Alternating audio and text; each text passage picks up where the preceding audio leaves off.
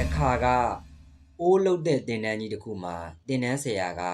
သူ့ရဲ့သင်တန်းသားတွေကိုအုပ်စု A ရယ်အုပ်စု B ရယ်ဆိုပြီးတော့နှစ်ခုခွဲလိုက်တယ်ပြီးတော့သင်တန်းဆရာကဘာပြောလဲဆိုတော့အုပ်စု A ကိုတစ်ပတ်အတွင်းအိုး90ပြည့်အောင်လုပ်ရမယ်ကောင်းလဲကောင်းရမယ်အိုး90လေးပြည့်ရမယ်အဲ့ဒါပြီးတော့အုပ်စု B ကိုကျွန်တော်ဘာပြောလဲဆိုတော့တစ်ပတ်အတွင်းအိုးတစ်လုံးပဲပြီးအောင်လုပ်ရမယ်ဒါပေမဲ့ဒီအိုးတစ်လုံးကိုလှပအောင်ပြည့်ပြည့်စုံအောင်ခိုင်ခန့်အောင်လုပ်ရမယ်လို့မှာကြားလိုက်တယ်ဆိုတော့အဲ့လိုနဲ့လုပ်ကြတယ်တပတ်ပြည့်တဲ့အချိန်မှာအဲ့ဒီသင်တန်းဆရာကြီးကအလှပဆုံးနဲ့အကောင်းဆုံးအိုးကိုရွေးလိုက်တယ်ဗျာအဲ့အုပ်စုနှစ်စုလှုပ်ထားတဲ့အိုးတွေထဲမှာအလှပဆုံးနဲ့အကောင်းဆုံးအိုးကိုရွေးလိုက်တဲ့အခါမှာဘာထွက်လာတယ်လဲဆိုတော့အုပ်စု A ထဲကနေပြီးတော့အဲ့ဒီအလှပဆုံးနဲ့အကောင်းဆုံးအည်သွေးမြင့်ဆုံးအိုးကိုထွက်လာတယ်ပုံမြင်တဲ့တော့ဒီလောက်ပဲဗျာဒါပေမဲ့ဘာပြောချင်တာလဲဆိုတော့ကျွန်တော်တို့ဘဝမှာ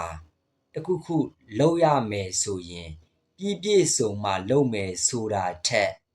ဘာလုပ်တဲ့နဲ့လဲဆိုတော့ရှေ့တာလေးနဲ့စလိုက်ဖို့အရေးကြီးတယ်ဆိုတာကိုကျွန်တော်တို့သိတဲ့နဲ့ခုနအိုးလုပ်တဲ့အရာဆိုကြည့်ဗျာအိုးတစ်လုံးပြီးတစ်လုံးလုပ်တယ်လုံးပြီးတစ်လုံးလုပ်တယ်အိုး90မပြည့်ခင်မှာ तू ကအည်သွေးတွေဘလို့ကောင်းလုပ်ရမယ်ဆိုတာသိလာတယ်အမားတွေကိုသိလာပဲဗျာနံပါတ်1အချက်အနေနဲ့ပြည့်စုံမှလုပ်မယ်ဆိုတာတဲ့ရှေ့ရလေးနဲ့စတင်ဖို့အရှင်ယူဖို့လိုတယ်ဆိုတာကိုပြောချင်တာဖြစ်တယ်နံပါတ်2အနေနဲ့ဘာလဲဆိုတော့အဲ့ဒါလို့လှုပ်ခြင်းအားဖြင့်တဲ့အဲ့လို consistency ပုံမှန်လှုပ်ခြင်းအားဖြင့်သင်ခန်းစာတွေရလာမယ်ပညာတွေရလာမယ်ဒါကဘဝအတွက်အထောက်အကူပြုမယ်လှေကားတွေဗျာဒီအရာကိုလည်းကျွန်တော်တို့သိထားဖို့လိုတယ်ဒါနံပါတ်2အချက်နံပါတ်3အချက်ကဘာလဲဆိုတော့ရလက်ထက်ကျွန်တော်တို့လှုပ်ဆောင်ရမယ့်လုပ်ငန်းဆောင်တာတွေကိုပို့ပြီးတော့အာယုံစိုက်တင်တယ်ပြောချင်တဲ့အဓိပ္ပာယ်ကရလက်က